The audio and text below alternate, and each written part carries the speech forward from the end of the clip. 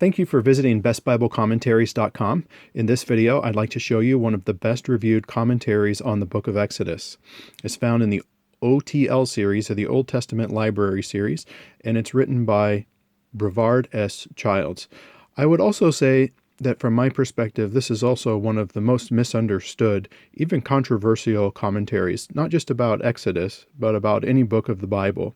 And the reason why is because Childs takes what we would call a critical approach to the text, yet this volume has been well reviewed by conservatives.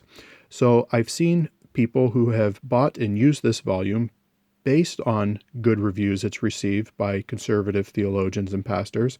And then when they start using it, they're disappointed because the author takes a moderately liberal approach to the text and to some aspects of history. So why is it so well reviewed by even conservatives if it takes a critical approach to the text?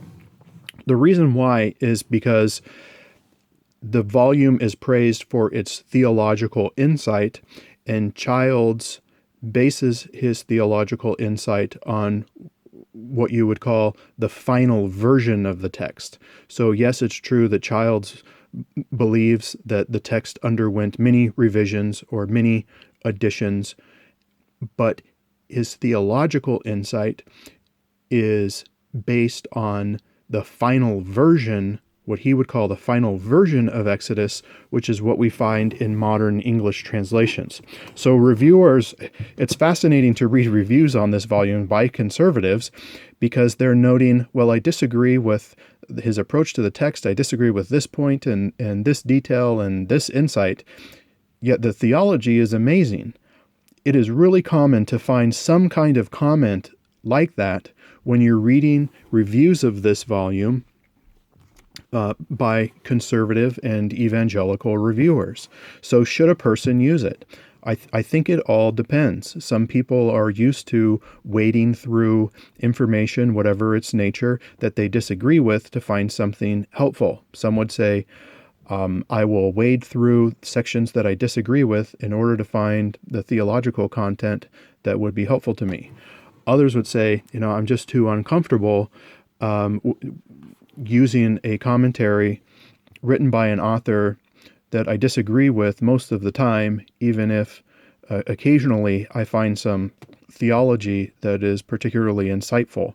So I think it really depends on the reader, whether they would be disappointed by this volume or they would consider it helpful to them. I think, though, that whatever your decision on that, I don't think that this is the most helpful commentary on Exodus for a ministry context.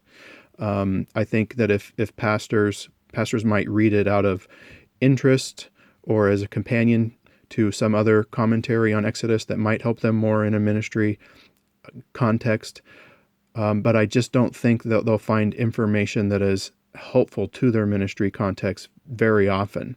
I think that professors, scholars, seminary students, Hebrew students might be more helped by this commentary.